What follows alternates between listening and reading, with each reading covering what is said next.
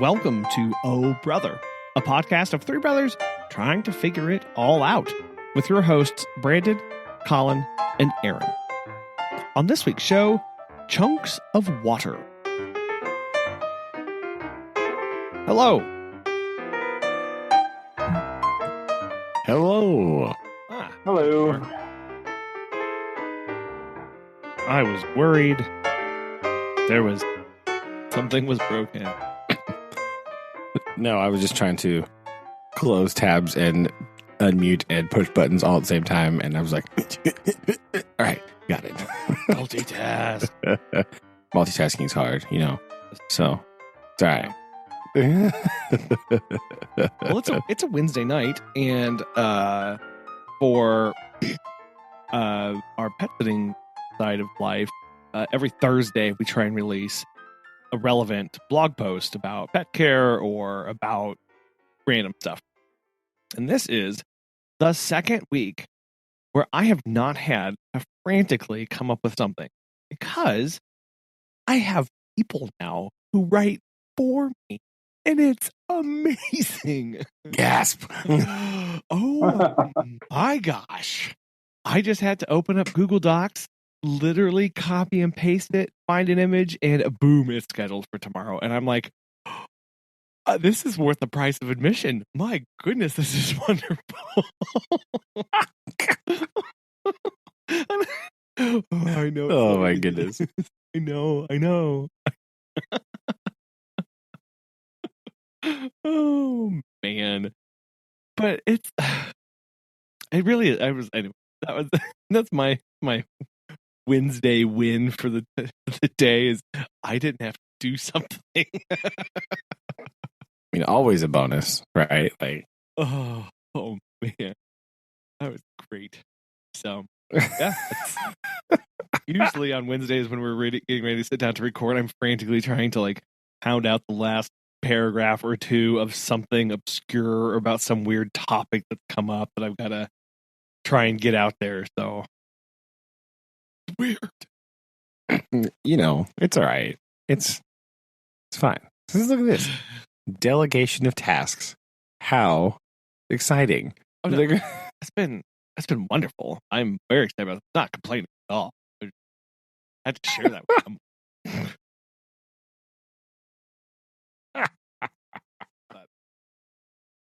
Yeah, other than that, I taught class again today. It was wonderful. Oh, They let me back in. So, there you go. What did you teach today? I taught what did I say? Oh, I taught I geometry, algebra 1, and math again. So ye old advanced math. yeah, It's a very vague class description, I might add. I know. Like, no, same. And I was kind of asking the students about it, because there's an advanced math, and then there's like they also offer like algebra 1 and algebra 2, and all advanced math it's just college algebra. Like, that's exactly what it is. They're even using the same book for advanced math as college algebra. They just aren't getting college credit, which I was like, surely there's some way to get college credit class so that you're not like this team. Well, you have to pay for it, right? Yeah, That's the difference. But normally, what they do is they say, here's the college algebra. And then, like, if the kids pay for it, then they get college credit. And if they don't, then they don't. But it's like the same class. Well, but that's like. But the teacher has to be, in order to do that, the teacher has to be dual certified. Well, that's true, I suppose. Through university. So if they don't have that, they can't do that. Yeah, that's true. We did that with like a chemistry class and a math class or physics class at Rogersville. And I think I did the English one. The English one. Yeah, I did English. Where they have to take that's on the teacher to go get certified with that's the university. So actually, this class is just. That's a fair point. So half of them are going again. Half meaning 2 are going to the wow to the community college here in town to to take the college credit version, and then the other two were saying, just because they weren't sure if they wanted it or like, because it's kind of a risk, to take that and possibly have an early bad grade, exactly F. So they're, but no, it was really good. I forgot just how much I loved algebra. So I was like, this very fun. It's the useful math. That's when, unfortunately, algebra, high level algebra is not even high level algebra, but like algebra is when math becomes useful and you can do stuff with it.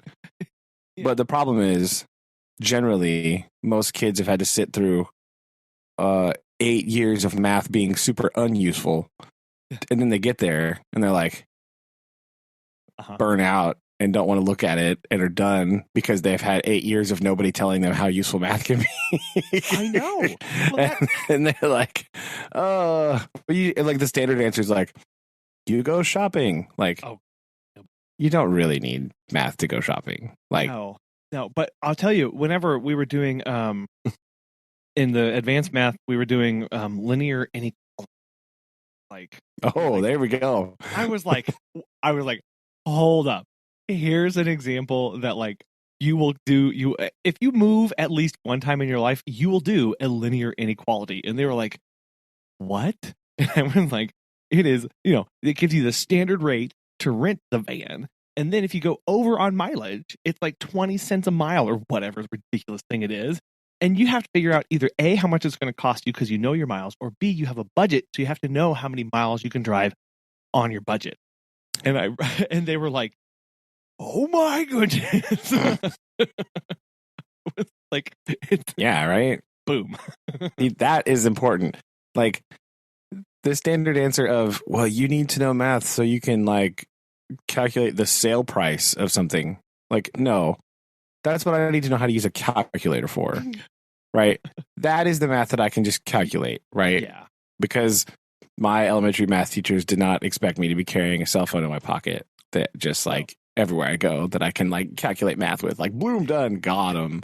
Like, literally one of the most powerful computers in the world in your pocket. Yeah. Nobody saw that coming 20 Like, what do you mean I got to calculate a percent? I got to hit this button right here. Boom, done. I don't care about percentages. Done. Irrelevant. Something new, please. But unfortunately, you have to learn the mathematical thinking process. Mm-hmm. Right? Because the mathematical thinking process is very important in algebra, right? Everyone's favorite quadratic equations, right? I love a good quadratic equation. I love graphing parabolas. They're very exciting. Yep. Quadratic functions also sneaky because you don't find out other ways that they're useful until you take economics class. Oh, yeah. And you're doing like graphing stuff and you're finding like areas under graphing curves and you're like, wait, this is, hold on. Why did nobody tell me about this? For me, it was taking like a population biology class and then seeing like all this stuff return and just being like, oh, like biologists totally stole all that from economists. Yeah, economists. There we go. Why can nobody say economists today? Man, that was hard. It was hard. Like, we totally stole it from those people, but it applies all the same rules and principles, and like it explains a lot of the same stuff in like population biology. Well, yeah. Well, you do the same thing in other social sciences with like when you take like geography, when you're talking about like human geography and population densities and stuff like that. It's the same thing. It's the same math. Yeah. And you're going, when you look at those, like the population pyramid charts and you're doing like percentages and like defining the areas and comparing the stuff, it's all that. And you're like, wait. Yeah. Hold on. And you're doing like correlation coefficients, trying to figure out if these two events are related, and like the possibility and like the percentage chance that they're actually relating. And you're like, yeah. When you start doing, yeah, all stats is it's just using algebra and using the principles of that. And then so it's kind of weird because I taught advanced math, college algebra, then I went to geometry and then algebra 1. And the geometry, like we were, the day we were coming, the the converse Pythagorean theorem, and that was like, look, guys, this is just how math is going to work, just for a little bit, where you're going to state that things are true, assume that they are, and then work. And they were not happy with many of that. That's how math proofs work. Yeah, you have to make several assumptions and say, this is true. Anyway. Okay. And that's what I told them. I was like, look, we're going to learn, we're applying the Pythagorean theorem to right triangles, and we're assuming that it's a right triangle, and then we're going to prove the Pythagorean theorem. And then, because we know that there are assumptions of like angles and stuff. So, like, that's what we're doing. We're starting with the assumption that it is a right triangle. We now have to prove it using these things. And it was, of course, like the very first example, the textbook used a triangle that was very obviously not a right triangle. Of course. So you could look at it and go, no. Well, look, it wasn't. But because of the length of the sides, yeah, the Pythagorean theorem worked out.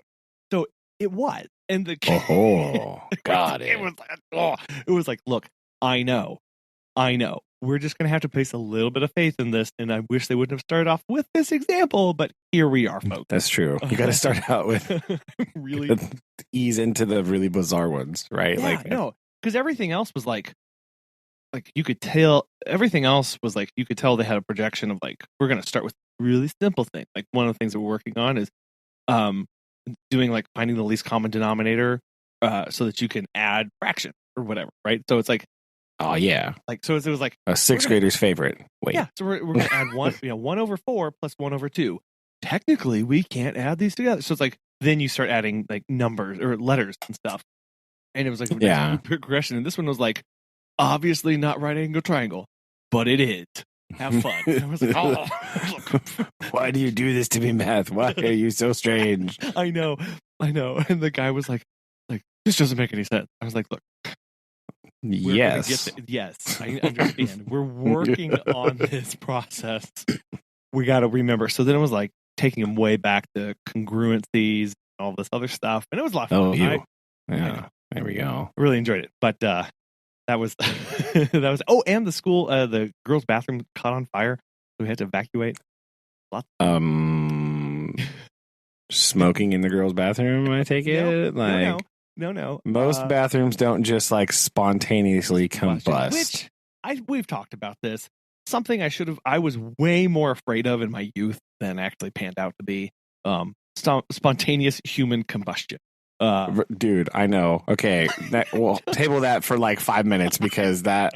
I know. The furnace had a little bit of electrical wire burning. And so was dumping smoke into the girls' bathroom. You sure it wasn't girls smoking in the bathroom? Because that's they a all thing. Claimed no. I mean, they always, of course, they're going to claim no.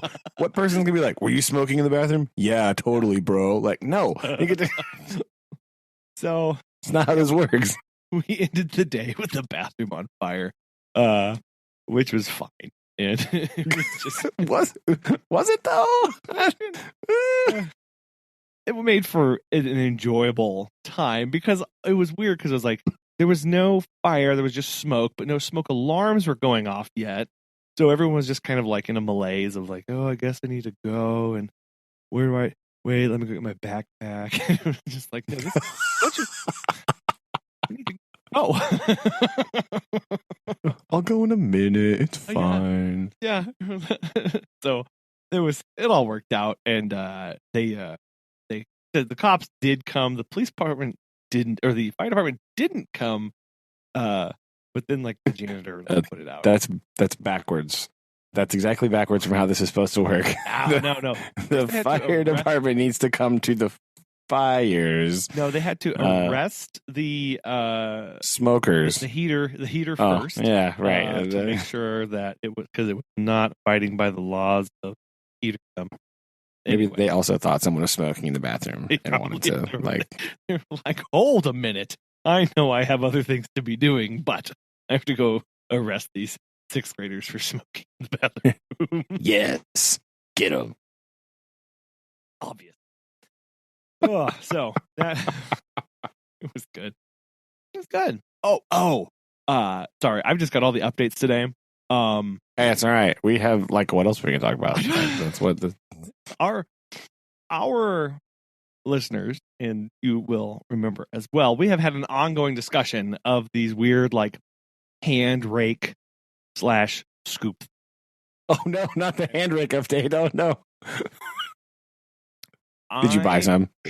Aaron, he bought some hand rakes. No. None of my money was spent on. What? However, I was out raking one day, and that's just something that I get to do these days. Literally every day I rake. And one of our clients pulled in to pick up her dog, and she went, "I have the most useful thing that I need to get to." No. And I said, "What is it?" And she said, you've probably never heard of them, but they're the most wonderful thing. I use them all of the time. You knew immediately what she was talking about, didn't you? Obviously. I went, "Are they those hand rakes?" And she was like, "Yes, they are." Oh no. And so I have a pair of bright yellow. So you don't lose them in leaves, clearly, right? No, you can't have them green or brown or anything. Brown hand rake. That'd be the worst. Why would you do that? I know. Festive autumnal colored hand rakes. like burnt orange. Never see them again. Yellow. Don't find them until spring. Exactly. Sales are very seasonal, it turns out. Not because people need them, but they continue to lose them. They do lose it forever. And they're like these massive, these mahoosive scoops. If you remember when you, I don't know if you ever did this, but the trash can lid that had the little metal hook on the top of it, if you ever slid, Stomp, right? We know what Stomp would do these things. High school drumline. High school drama. Yes, I was there. This is basically what these things are. They're not quite as big as a trash can lid, but what makes these things even more a little bit more diabolical is that it has one edge where your fingers are pointing to. Your fingers don't touch this because these things are huge saucers. But on one edge, it just has 2.5 inch long spikes and teeth, like an actual rake. Are you sure she did not give you an early Middle Ages round shield? I think that might be. She gave you a targe. I think is what she's done. Pretty much. What I have two slightly diminutive sized ones for each hand where I can just palm them, and they've got edges.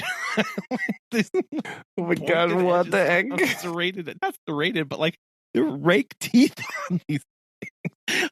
I still want you to try swimming with them to see if they make you swim faster. I definitely need to. I will just have to do. You can wait till it gets warmer for that part. But it will be harder to feather these so that you're slicing through the air and water and not true. But So have you used them? I have not had a chance to use them yet. Mostly I am waiting for my gumballs to accumulate a little bit more so that I can use these one time this year, and then yes, because we need the world needs to know the product update about how they actually function. Because I feel like they're so serious. I don't want to get out there and just have a little tiny pile of gumballs. I feel like this is I need it. This is a mountain size of gumballs where I can come out and scoop these and really get a feel for how these thorough product testing, right? You don't want to test a product on a square meter of yard. Right? Nobody wants that. Yeah, exactly. The listeners definitely don't want that. They want to know. They know. So anyway, that's coming. That's coming. They're currently sitting on top of my washer and dryer, my dryer specifically. I was gonna say that's not convenient for them to be on top of the washing machine, but. I mean, I know people have front load washing machines now, but I'm not fancy, and I've had the same washing machine for a long time. So now here's my prediction, and Aaron, I want to know what you think about this. Collin is going to be having these mitts upon his hands to scoop leaves, right? Collin, the extraordinarily tall human is going to have to spend the whole time bending all the way over to the ground to scoop up leaves with these mittens. So, Aaron, how long before his back just breaks? So I gave it about like a week. But I also kind of like have this mental image in my head of Collin looking like the creature from the Black Lagoon. He's just really tall and lanky, and it's like, with the big web hands. Yeah, that's kind of what I look like of him, just like standing there gaping, like I'm out of breath, and just like. So that's my mental image of Collin right now. All right, so we're gonna create that. It's gonna be a thumbnail for one of the episodes. Good point. My question is, procedurally, when do I start using these? Because they're kind of cumbersome, right? So I have to still get out a rake, because these are for like scooping the pile. Yeah, I mean, you can't rake with them, right? Or can you, Collin? Or can I? See? Just crawl around like a bear and just like rake the leaves up in front of you, right? Like, so here's what you need to do: kind of like be on your knees, shuffling forward, and then scooping all of the leaves into a line in front of you, right? Pulling it behind me. Yes, exactly. No, you're just walking forward and you're like straddling the leaf pile, and you're just like, you're putting your arms up to the side and scooping them all towards the middle, like a human hay rake. Yeah. It's great. Oh, get some volleyball knee pads, right? So that when you're playing volleyball with Lily, you can be prepared, but you can just like shuffle along and just like scoop them together. It just becomes one of those things where it's like, it's now another tool to like bring out into the yard. And I don't know, like how does one hold open the leaf bag when they have their hands in mitts?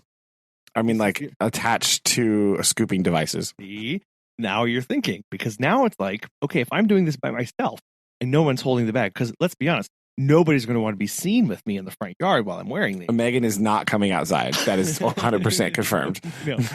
I have to now I'm like, great. I'm going to have to get like a toy for my toy here, and like get one of those special like chutes that you can buy, like a plastic chute to insert into the paper bag for the leaves. I don't know. I guess you should get like a stick to hold it open, right? Like wedge a stick in there so it like stays open, you know? I know. Yeah. But that probably be better than my idea of like, okay, now I've got to go get a leaf chute to put in my leaf bag so I can use my hand. That is a terrible idea for a one-time leaf raking experiment. You don't want to buy things. Come on now. Oh man, I just when she showed up, and unfortunately I wasn't even there when she ended up dropping them off. I was checking on some dogs, so Megan had to accept these, and I'm sure she was like, I bet she loved it. What did she say to you when you came back home? She said, you have something over here. I guess you know what these are. And I was like, of course I know what those are. It's my lifelong dream. I know. From 2 weeks ago to have these. I'm fulfilled. I am whole now. So, yes. Anyway, it's a long roundabout way to say it's been an eventful week so far. Sounds very eventful. It's going to be even more eventful when your spine is shattered from bending down so far and scooping things up with these. Oh. So I know you can't really top that week so far, but I absolutely cannot. That is true. 100% true. Not that you want to. I mean, I can just pass these around. I can ship these. They can be like the Brotherhood of the Traveling Hand Leaf Rakes. Oh, we can make these. Oh no. Find what else you can do with them, like all the other exciting uses for giant hand mittens. Snow. I'm going to be the snow with these things. That would be the worst. Snow would be terrible. Snow's so heavy. No, but shaping and forming an igloo? Come on. What? No. Put them on Lily's hands. Give her one of those little hover around things. Just have her go out into the snow. Have like a automatic snow Roomba. Boom. There we go. It's true. So, No, what you do is you give one to Lily and one to Noah, and then say whoever piles up the most snow gets a prize. Go. good point. And the race is on. is oh Oh man. So before we get to Colin's other weird topic, I had a remembrance of something. I have remembered another word that I hear people say wrongly. Okay. So speaking of the long list of things that we've been talking about, another word that I have heard in the past, I just thought about this last week, is the word brooch, like the jewelry piece. ooh. I have heard people pronounce that as a brooch. And I was like, what? What are you talking about? What? Huh? But yes, so I have heard people pronounce that as brooch. And I brought this up to Susan, and she had the same reaction I did of why. But it is in fact brooch. Roach. Like the jewelry thing that you wear, right? But I have heard on occasion people refer to that as a brooch. Okay. Yes. Because English makes no sense. And if you have never heard anybody else say it, it could be because it's double O, right? Like it should be brooch. It's brood, pooch, poop, like tooth. Like there should be a long O there. It is not. Yes. So there you go. Okay. This brings to mind another word. This isn't a word that most people say, but a spectrophotometer. That is definitely not a word that most people say. Okay. It is most certainly like basically three words: spectro, photo, and meter. And I remember it was teaching people how to use one of these. And that's like every student says spectrophoto, which isn't wrong, but it's why one would of you those things where not? it's like not quite. Oh, the other one. Oh, this is probably a little more relatable. Zoology. Oh yes. Right? No, it's zoology. Didn't you know? I know. No, bro, it says zoo right there. No, there's no zoo in zoo, it turns out. But I guess turns out back to this whole like brooch, zoo. Anyway, that's because you're not saying zoology, right? No. It is zo, Z-O, and then ology, right? That's all the O's match. Yes. Yes. I did that. I was pronouncing at the beginning of the year, I was talking about branches of science, and I said zoology, and all the kids went, what? Record scratch. What? Like, they did that. It was like, do you mean zoology? I was like, no, I don't. I just stared at them for a minute, and they were like, what? Okay. Little baddie. But again, it's hard to, sciencey words. It's hard. Not common, right? It's hard to, because I ordered some psychrometers, right? Like you do. And so, like, they brought them to me, and they're like, here's your thing. Like, that. For you. Yes. That's fine. Yeah. So again, that's not a word that we encounter in our daily lives. No. Nobody knows what a psychrometer is. Like, they don't just have that. But again, on another side note, I do love to mispronounce thermometer as thermometer because see, why not? It is kind of fun to just really lay into the meter part. Yeah. A thermometer. What's the other one? The what? Chronometer. Right. That's the one that's fun. Sorry, the what? To say. The chronometer. Right. It's like it's a watch, but like Chronometer. Yes. a chronometer. Right, that's what it sounds like when you read it. It looks like it should say chronometer, and you're like, "What is that?" Oh, I think it tells time. Chronometer. Dun dun dun. Dun. Wristwatch. Yeah. Yeah, pretty much, right? Like, but yeah, Aaron. Last we spoke, you were inventorying all of the baseballs in your county. How many do you have? Did you find more bases? So not baseballs, like everything with the baseball program. But not the baseballs.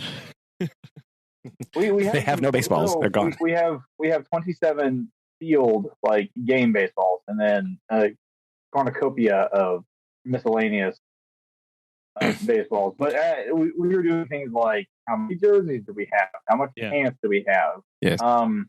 And so for baseball, it is a smorgasbord of things. Like we have one pair of jerseys or one series of jerseys, and then we have like another one that's like sleeveless that are like really, really old, and then we have one that's like all different colors of orange, like sweet. And then since I'm going to be predominantly the assistant softball coach, we're starting to do all that stuff too. We had our first meeting.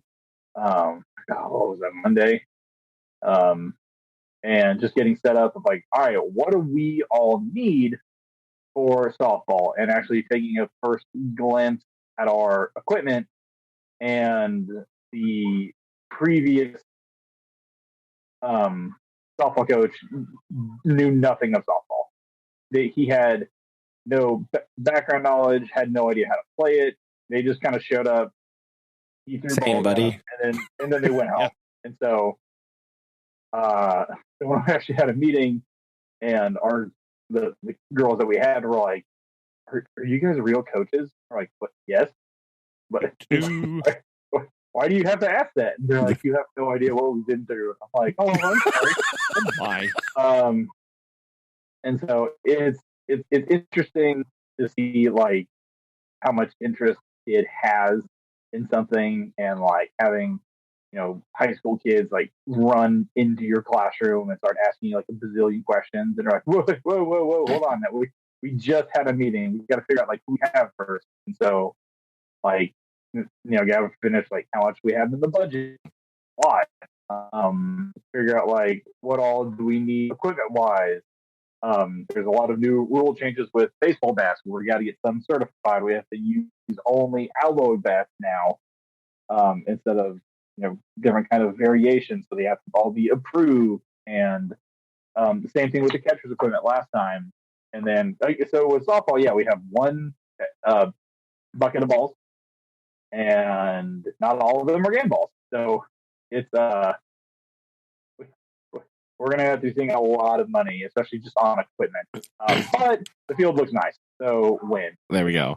Well, I was just I was going to ask. I am not a baseball or softball specialist, but 27 baseballs does not feel like enough to me for games. That's like maybe two games worth of baseballs, because you use like a billion. That's like a doubleheader on a good day. So because not that you ever are bored enough to come down to my school, but you can also kind of see like where our field is.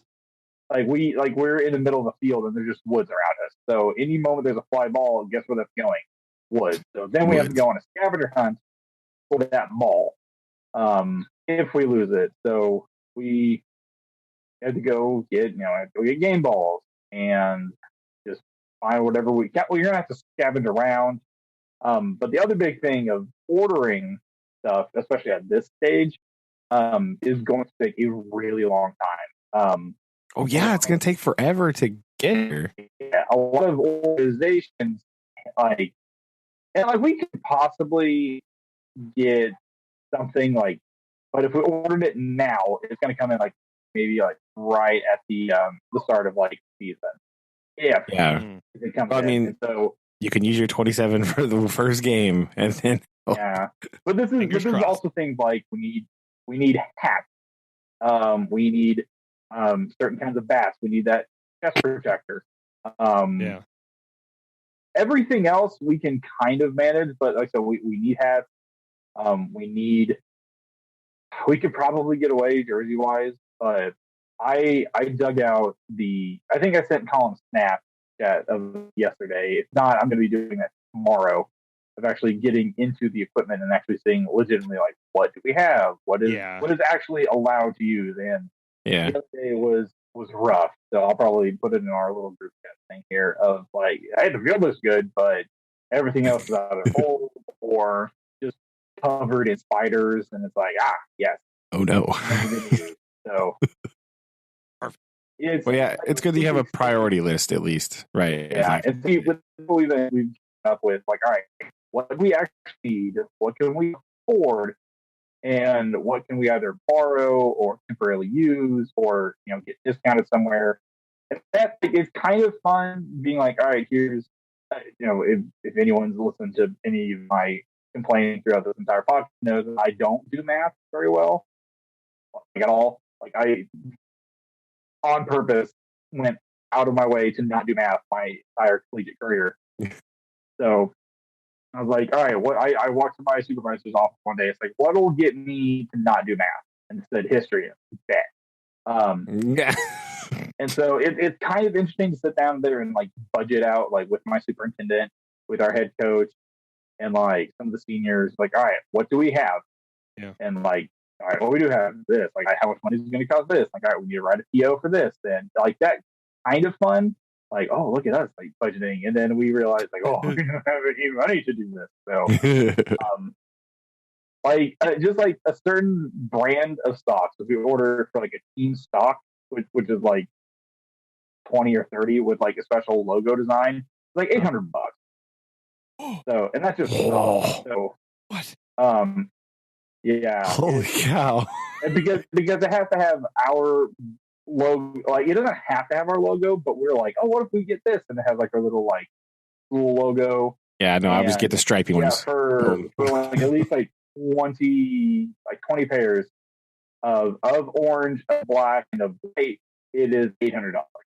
That's true. I forgot you probably need multiple socks. We aren't using these people anymore, so we're gonna try to switch around to a different provider and be like, for socks, okay, help. So we're gonna be doing a lot of fundraising coming up.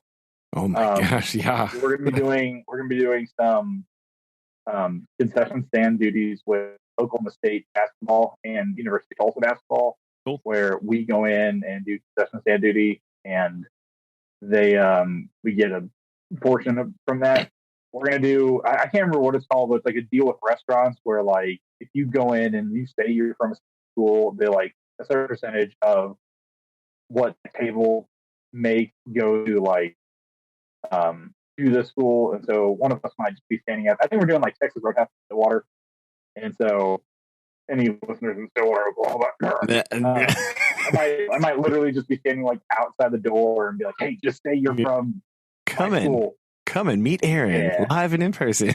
Yeah. So, Aaron, how much are autographs? Oh, dang! There we go. No one wants my signature right now. Oh, they do. It is tiring. I'm tired. It'll be scribble. I mean, mine's always scribbling. I might yell at them, but don't yell at the fans. it was like interesting because we had our first meeting, and it's like, all right, hey, throughout the day, come stop by, because the high schoolers, I have no idea who they are. Yeah. It's not my middle schoolers, and so I'm like, just stop by my classroom, say hi, and like we left the meeting, and then I turn around, and then there's like 12 of them like in my classroom. Like that's not at all what I meant, but and it's like, oh, you told us to come see you, and I was like, no, like throughout the day, like when you're going to class, they're like, oh, later. we just hide in here, and I was like, no, get to class. So I'm still learning their names. Where we may barely have enough for junior high. I think I'm meeting 5 kids, and we need 9. That's not bad. The field at best And so we're getting some because some kids have been like sick or whatever. So we're getting there, but this might be the first time we might actually this school has actually had a junior high team. But yeah, talking seeing what they've done last year, their coach had no idea about softball or cared. Like the grass was such an deplorable condition. There were like trees growing in the dugout. It's for shade. It's fine. Yeah. It's okay. So it's vastly different compared to like what the baseball program was, because I think I mentioned on here that the previous baseball coach was like just independently wealthy and he would just buy whatever like for them. And so the baseball team had like good stuff, but it was all like mismatched and didn't really like go together. They have a lot of like nets and all these and everything, and then you go to the softball equipment room and you're like, whose elementary school kid closet is this? So it's that's what I'm doing tomorrow. So that's why I was like, I might need to help me put in the good mood tomorrow. Because I'm going to come home all disgruntled and sad for all that I see. So, but yeah, I mean, it's going to be a lot more relaxing than football season, especially dealing with the coach that I was with.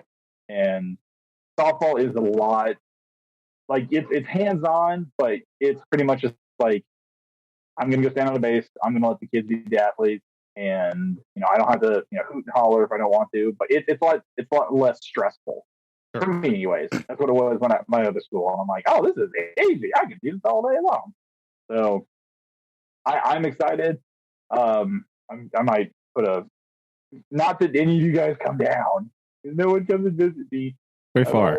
I'm secluded here. Yes, all the time that I have. Yes, because I'm also teaching things. Remember? Yeah, we have games in the summer. But, you did. Yeah, you get to see our wonderful facility that does not have locker rooms, nor concession stands, nor bathroom, or stadium lights. So all of our games will be played at like really selling it here, dude. Yeah, you're really making it sound appealing, Aaron. What the plan is that hopefully there's some rich listener that's like, you know what, I'm going to go help the poor school. That's the point, guys. Chill. Oh, let me do my thing. Oh, yes. I mean, let me get some Sarah McLachlan playing in the background here. We have there's a dog kennel next door thing, and there's like all these. Oh man. If you're listening to other podcast and you'd like to donate to softball program for Coach Funcaster, you too can help a poor coach in need.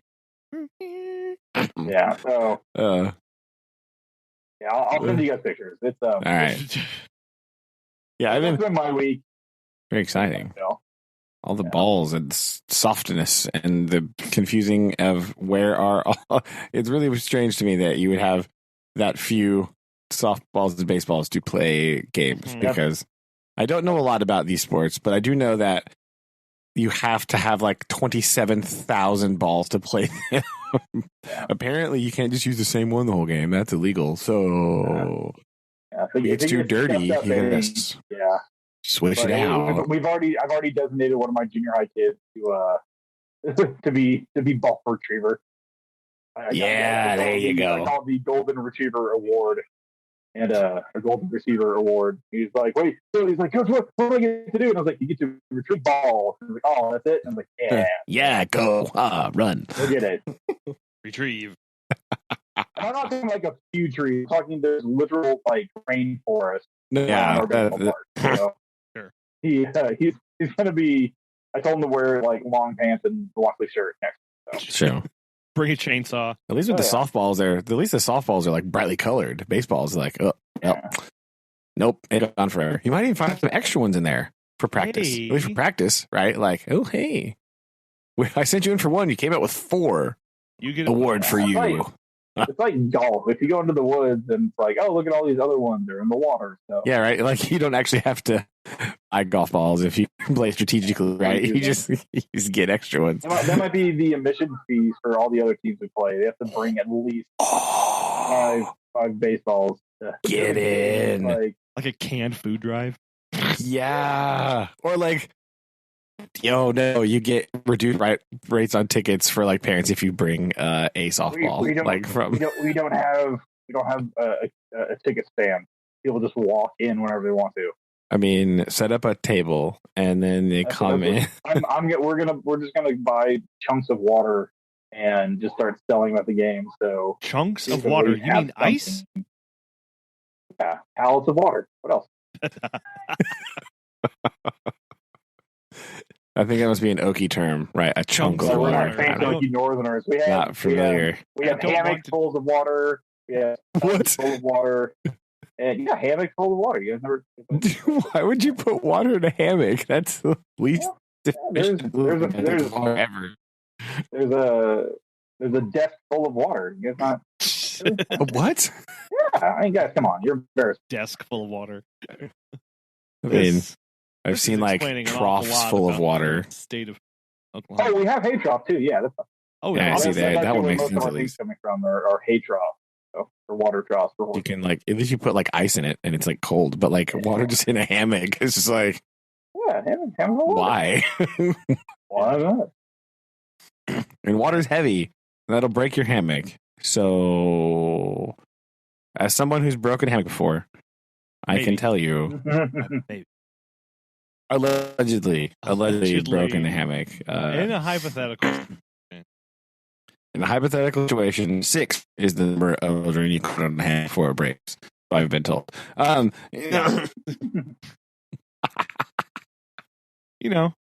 Science, people. It's fine. The thing that Aaron was saying about kids coming in your classroom, this happens a lot, and it's happening more and more frequently.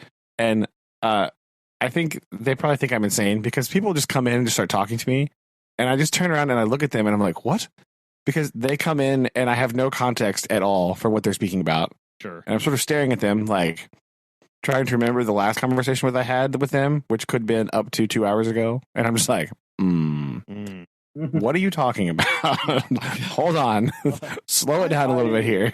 I'm lost. Last spoken. Yeah.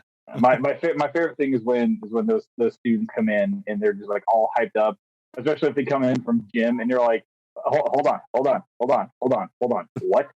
Yeah. Like, and they just like start in the middle of like the of a sentence. It's like, what are you saying, sir? That's always my favorite. Or especially like when you get to meet like the little kids for the first time, and they always bring up things. They're like, "How old are you?" I'm like, "Oh, I'm older than you." Like, "Oh, that's what I say too." I got a brother that's 9. I'm like, okay. My mom doesn't let me have chocolate milk. I'm like, what is happening? Please, someone come and save me. This is a conversation I had with a 4th grader like last week. We had little meeting stuff, and they came in. And they're like, "How old are you?" And I was like, "I'm older than you are, buddy." Like, "Oh, I got a brother that's 9." I was like, "Yep." And he's like, "My mom will let me have chocolate milk." I was like, "Someone, come get your kid." Anyone? Cool. Please. This is why I don't teach 4th grade because they don't make any sense. They're weird, right? People think 6th graders are weird. No, it's 4th grade. I know I'm super approachable, but y'all like. But also. Please do no, I like the thing too. Like, isn't kids adorable? I'm like, no, he's not. Get him away from me. No. I mean, yes, he's precious. I like when you're sitting there having a conversation with a student, and then another student will just walk up to you and start speaking to you, and you're like,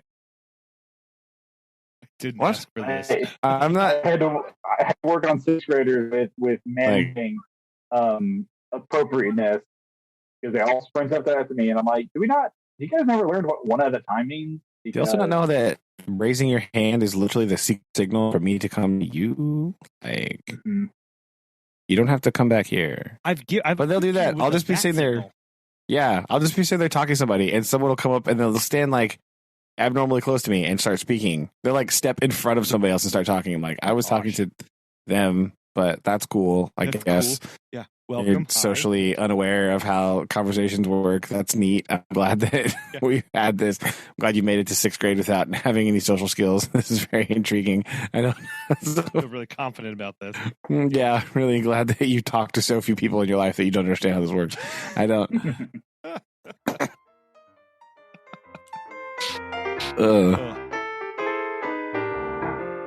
Good grief.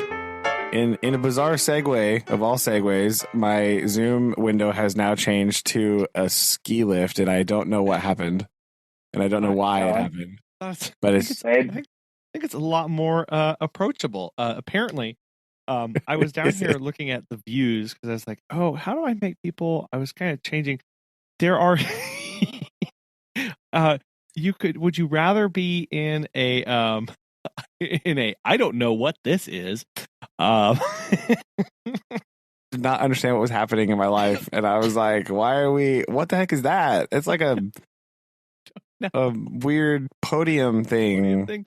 But like, we could be on like a news set. I think that's what. Well, that's false. We can't do that. This is not a factual program. What are we doing? We could be like the photos in. It's like a boardroom. Yeah, here's another one where you're like photos on a wall. I guess there's like Harry Potter where they're talking. For those of you not able to see this, this is so bizarre. I don't understand. This Zoom now has they have three different kinds of views. They have a speaker view where the one speaking is obviously highlighted. They have a gallery view where everybody is viewable at the same time, and then they have immersive view, which is not immersive at all, but it places the speakers' heads in various scenarios.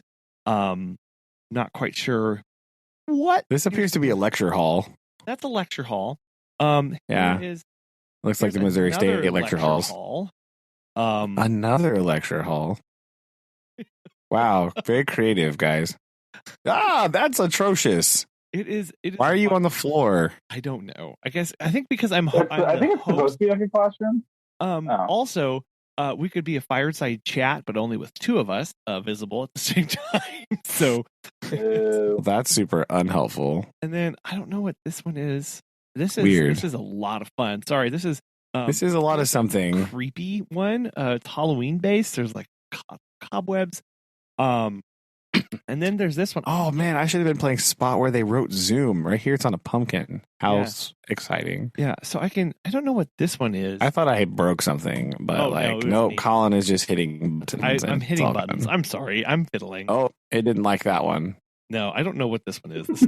Well, it says unable to download package. So well, I'm going to change this back to stop. Go back to this. For everyone? Ski lift. Yes. I don't know. Go back to the ski lift. It'd be fine. Back to the ski lift? Okay. I think that's what we're going to see. I think we're going to have to do, when we do video, we're going to have to be on the ski lift. I think. Oh, goodness. Have to be? Is that what he said? I mean, have to be and are going to be. Here we go. Here's the ski lift. There we go. Everyone turn their cameras in. 3, 2, 1. No. No, that's okay. Okay, sorry. That was a Zoom. That was a very bizarre. I did not understand what was happening in my life at this particular moment. Yeah. Segue. Back. Actually, that's another word, really, for the list, right? Like, because that's a big one, right? Mm-hmm. Like.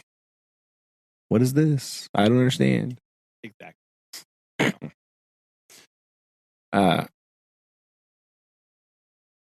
So Collin. Yeah. At what age were you when you first learned of spontaneous human combustion? Oh my gosh. This is really hard to pinpoint. I will say we had to have had satellite because I'm pretty sure it was on like a Discovery Channel episode. Okay. Of like weird ways people had died. Or maybe it was like 101 ways people are trying to think of this because that was a show, but I don't know if that show is that old. I don't know if it's not, I don't know if it is or not. I don't think it is. But it was on this some like special of like mysterious disappearances or mysterious. It was around the same time where there was a lot of also.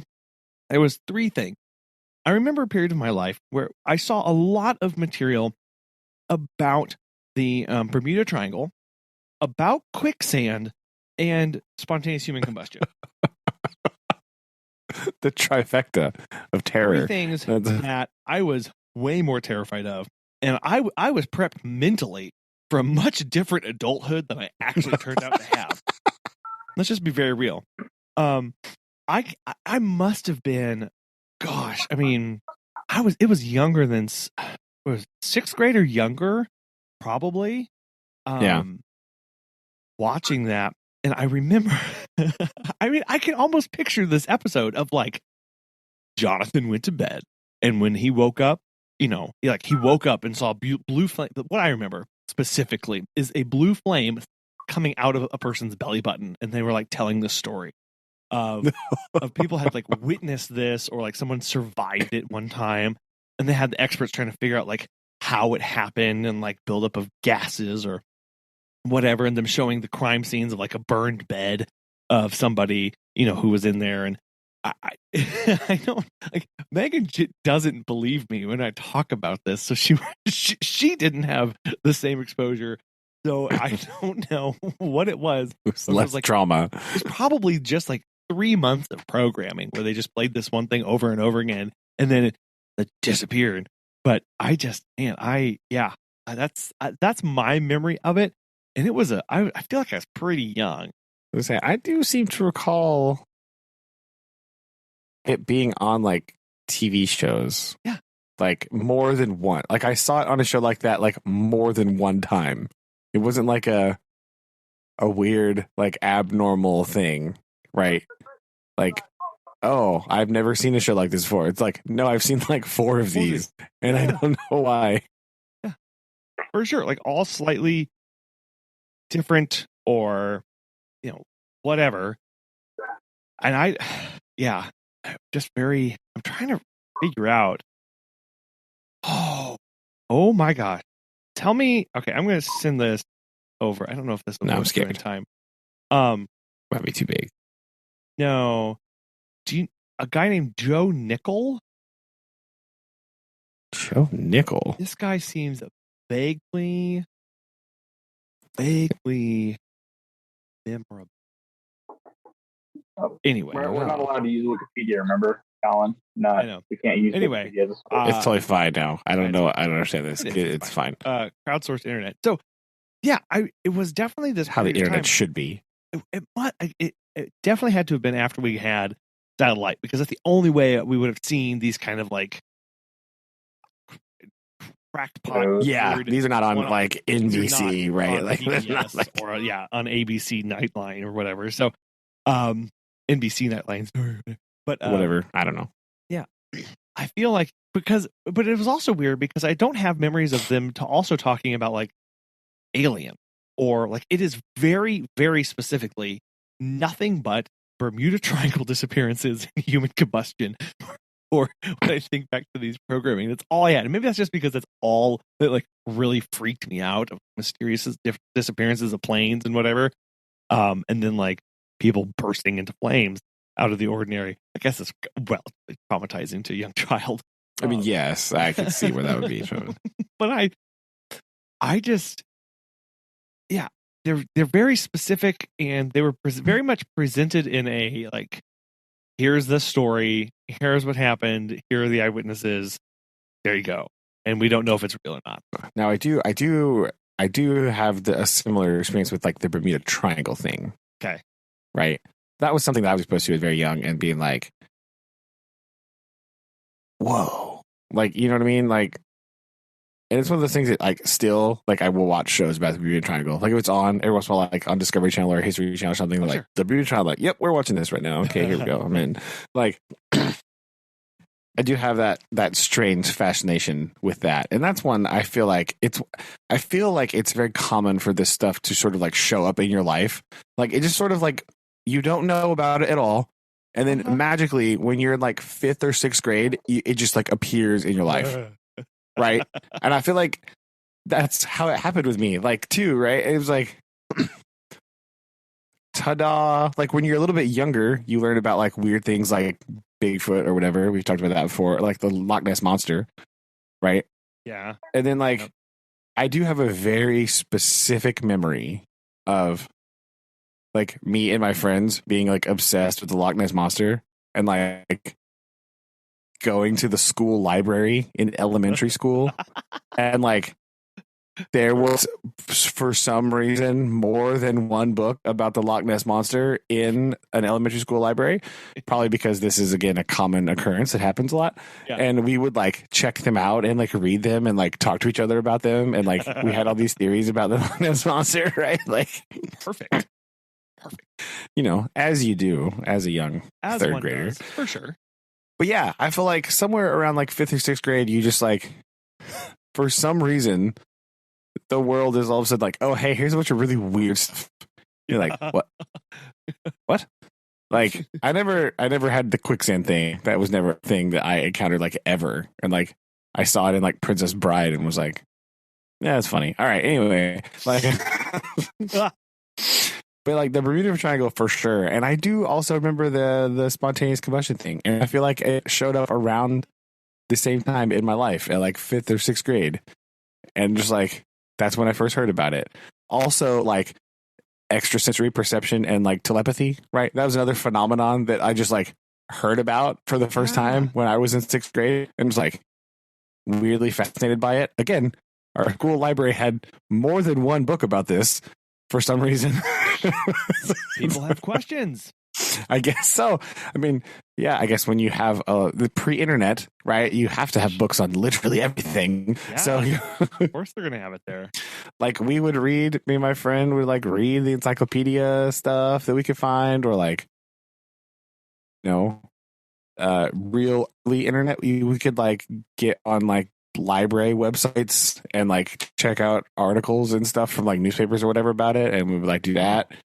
And like read books about like ESP, right? Like, yeah, it was one of those things that like grabbed my imagination as a 6th grader, and I just like went with it, you know. But again, it's one of those like really bizarre niche like things that normal human beings don't talk about in their daily life. But when you're in 6th grade, somehow your like 12-year-old brain is tuned into the universe in a different way, and you just like sort of become exposed to like really weird stuff. At least that's how I happened to me. Like, it's like, oh yeah, ESP and telepathy and the Bermuda Triangle and spontaneous human combustion, all in like that 2-year period of like, that's like the first time I ever heard about it. And then like you hear about it and you talk about it forever, and then like nobody else talks about it. So then you panic because you're 12 and you don't understand how things are going on. Like, why is nobody else worried about this? Well, exactly. What is going on here? Yes. Yeah, I wonder if that is because, yeah, around that 5th, 6th grade timeline, it's the first time, at least in school, where you start branching out into the world as far as like for like research projects, or I mean, that's true, I guess, like, maybe like this like curriculum very deliberately starts, at least in a lot of cases, starts pointing you outward for a little bit to start doing these things. And it's probably just, I don't know, that information is so captivating to that mind, because it is weird. It's like so new. You're like, wait, what? So why has nobody told me about this? Yeah, and it's also, I will say, like the Bermuda Triangle stuff. It's always it's tangential to a lot of things. Like if you Google, like if you're Googling things about ocean, it's going to come up. If you Google things about airplanes, it's going to come up, or ships, or Collin, exploration. Like this was pre-Google. But I'm saying but they had things that like work before Netscape, even, man. Come on, our favorite. We'd go to EBSCOhost as I think one of the search engines that we would use. Well, yeah, I still have that one. You can still go there. There you go. Of like getting access to publications, but like it was all, even then you had a lot of connections made between these articles. Yes. And you could kind of already then go down these rabbit holes of finding references or little things that are mentioned or cited. And obviously you're going to be like, because it's those like, what is that? It doesn't just stick out to you. So, well, and like early internet, right? It's just like chat rooms and forums. So it's like the Wild West of like some random dude typing furiously about like his uncle knew a guy that was something happened to him in the Bermuda Triangle, and you're like reading that off the internet, and you're like, "Whoa, what? That's crazy!" Right? Like, yes, exactly. It's kind of like this, like very raw, first-hand account, which again is what we've talked about a little bit of what made some of the marketing around the Blair Witch, yeah. So real, because that kind of thing was being shared that time. That's what you saw in a lot of those places. So I think that's one of the things again where it just is so captivating, because it's so way out of left field of like, again, like you feel like, oh, I've lived all my years and no one's told me about this, 40 planes disappearing. Why exactly like you said, like why aren't more people panicking? Yeah. Or it's like, and again, it's one of those things where like, the other part of that is like you are discovering it for the first time, but like all these other people already know about it, right? Yes. So you're like, whoa, what do you mean? And they're like, oh yeah, you didn't know about that? And you're like, no, I had no idea, right? Like, so it's like it's new to you, and that's the other reason that you like get so engrossed in it, because it's not necessarily new to everybody else, but it's new to you. So like you get sort of enthralled and enamored with this like new thing that you learned, right? Yeah. And again, if you're like me and you have a very active imagination as a young child, your brain goes like in this spiral mode where like all this crazy stuff's going on, right? Oh yeah, well, because then again, about that same time, you're developing personal agency. Again, you're looking more outward. You're learning about how things aren't always as they have been, right? There's progression and changes over time. So there's definitely. lot of self-awareness and place, sense of place and not purpose, but position in kind of the universe, where things start getting a lot bigger. And that's where a lot of that weirdness comes out too, where it's kind of, I think it really just takes you off guard as when you find those kind of topics. Yeah. Aaron, did you share in this experience at all, or were you just like, nah? So I can definitely tell. I know what Colin's talking about with what is it called? Human combustion. Like, because I remember watching things like that and seeing like black outline of people's bodies and like the whole thing behind it, and then it just like disappearing, and like because when's the last time you watched read an article about it happening? So I'm like, this is a thing that happened, right? Like it's not just us. So I remember seeing things like that. The Bermuda Triangle, I remember being like fascinated. Like it was kind of that thing that in our little friend group that's like, there's that one kid that like loved dinosaurs, and then there's like that one kid that like, is like, I'm gonna be a fireman. Like that's all they talk about. And then there's that one thing. It's like, dude, I'm gonna solve the Bermuda Triangle. So, and that was a few kids in my little group, and just being fascinated with that. And then there was something else that I remember reading about or like watching on TV, and I can't remember. Well, there's one time I talked on here about like how snakes, crawl up through the toilet seat. Oh yes. And so like the thing, like super paranoid about using the restroom because snakes. I'm like, is this a common thing that happens? Just like snakes just like crawl up there willy nilly. Sure. And so I think there's like a bunch of like random things like that, but those are the main ones that I think about. If you like, the Chupacabra was also another like big one. Oh, like every time like someone's like cattle like attacked or something, it's like, dude, Chupacabras in Rogersville, Missouri, like facts straight up. And I remember sitting out like in one of the fields with my friend Tyler, and like, dude, are we gonna shoot the Chupacabra? We should totally shoot the Chupacabra because and like us like trying to hunt it. And so I just remember hearing about that all the time, like Monster Hunter. or Monster Quest on Oh, the History Channel. dude, that's a good I remember show. that was like that, Like, straight up. being the thing of the Chupacabra is going to come out, and it's totally in Missouri, and we're going to catch it, and all this kind of other stuff. So no, that's a good one. I forgot about that because that was like, all right. So that was I do have distinct memory. That was like literally like national news stuff, like news stories about it, like Chupacabra things. And you're just like, wait, okay, hold up, because like I was like you read about it in like you read about it here, you read about it there, you see a show about it on the History Channel, and then like one day like watching the news and it's on the news, you're like, oh wait, hold up, what? Hold on, stop the presses a minute, please. Excuse you. Wait, you mean to tell me this is on the news? It's a revelation I did remember having as a child. Is like, whoa, what? So yeah, that's a good one. I forgot about that. Yeah, that was another thing around that time where I remember having similar conversations of not like of like I'm going to hunt it, but like of yo, like what the heck is this thing, right? Like about that. Yeah.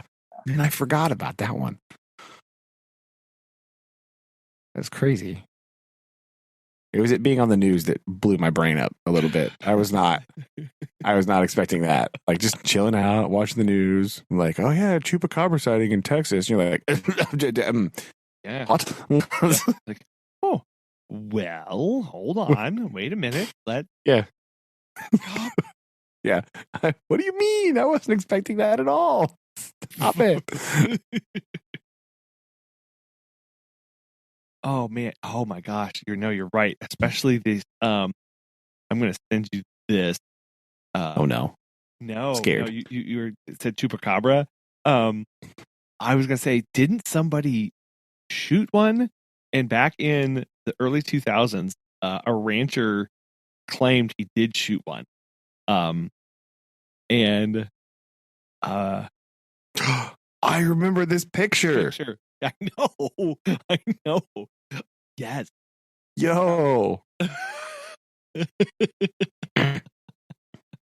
Oh, yeah. What a tagline, first of all. What? Under the headline here. Oh yeah. But I wouldn't put something like that in my freezer. Like, what? This is a beautiful article. This is from My San Antonio. And it says, remembering the time a Bexar County man shot and killed a chupacabra lurking on his property. And it is what's beautiful about this is it was written in July of 2021, referencing an event that happened in 2004. Wow, is that really when this was written? I love this very much. This is most definitely just like a mangy dog or coyote too. No, like that's like 100% not. They're actually describing this exact phenomenon that we're talking about right now. The year 2004 was big for low-rise denim. Check. The song "Yeah" by Usher and DreamWorks' second foray into the ochre cinema. It was also a big year for the proliferation of the legend of the Chupacabra. Yeah. So man. Anyway, because you were saying like, oh, it was in the news and stuff, and I was like, oh yeah, I had to go hunt that down. That's amazing. Woo. That's crazy. Yeah, I do remember this picture. Wild. Yeah, it's weird how things can, and we say that a lot, like where kind of society gets caught up in these random, I don't know if you call them distractions, of these phenomenon that happen. Like the other one that I was trying to think of was, it was several years ago, but like, remember when there were stories of like people dressed in clown costumes that were chasing after people? Oh yes. Yes. Right? Yes. Like, like that was weird. Like that was definitely something that happened in my lifetime where people would walk and be chased down by somebody in a clown costume. Like, and who never saw one single clown person ever? Yeah, that was me. Me. I But don't you know. heard stories about it, right? And so it's kind of Yeah, it sounds like it should be behind every dumpster in every parking lot in America. But that was also on the news of like they were legitimately covering like people, citizens around the country being terrorized by random people in clown costumes. Yeah. And it's It's interesting. just some juggalos, man. It's fine. They're friendly. I promise. It's okay. They're not. They're normally nice. They're normally not. Yeah.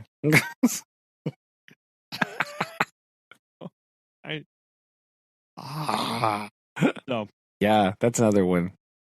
Sometime on the show, we're gonna have to do the retrospective, the Oh Brother retrospective of the Y2K phenomenon, because I want to know. I want to hear about that from your guys' point of view at some point. Not today, obviously, because we're about done. But yeah, I know. I think since we are at heart a nostalgia driven show, I feel like coming up on it's that time, right? It's like because at the end of the year, right? It makes me think about it a little bit. Like it's almost it's like the 22nd anniversary of the Y2K scare, right? Boom. So maybe we'll put that on the topic list for at some point. But I think we should talk about it because I want to know the retrospective of your remembrance and thoughts about. Speaking of national phenomenon, gripped the country for months. Yeah. Right. Yeah. Yeah. That. Yeah. Oh, that may be that we may need to change the tagline of the podcast to "Oh brother, a retrospective." Retrospective. Yes. I mean, some weeks, other weeks, it's whatever. Some weeks we're reading a book, some we're watch a Bollywood movie. Other weeks. Yes. Some weeks we watch half a Bollywood movie. Excuse me, and then other weeks we're talking about like the mall. So like it's good to be broad spectrum, right? Yeah. Good. Never know what to expect. But yeah. I think I get to make the rest of the week. I think. All right. We'll try not to get die from spontaneous combustion while being chased by a Chupacabra or clown. That's true. And wear my brooch. Yes, your Chupacabra brooch. Yeah. Boom. But new merch coming soon. Chupacabra brooch. The merch store. Oh, how weird that would be. That'd be great. Man. But yeah, next... it could be like a pin because I don't think anyone wears actual brooches, but get one of those little enamel pins. Yeah, right. I like it a lot. I'll put it on my hat. I'll work on the hand rake review. Okay, in use. I'm mildly interested to hear. As is everyone involved. I mostly just want to know how many Tylenol you had to take for your back after bending down that far and awkwardly and trying to scoop up leaves with your hand rakes. And how much ibuprofen has been consumed. Yeah. The ratio of leaves that make it in bag versus not. Over time. So, I think yes. Be good. Much to look forward to, for sure. Indeed. Well, you guys enjoy the rest of your evening, and we'll do this again next week. All right. Okay. Love you guys. Love you too. Bye. Bye.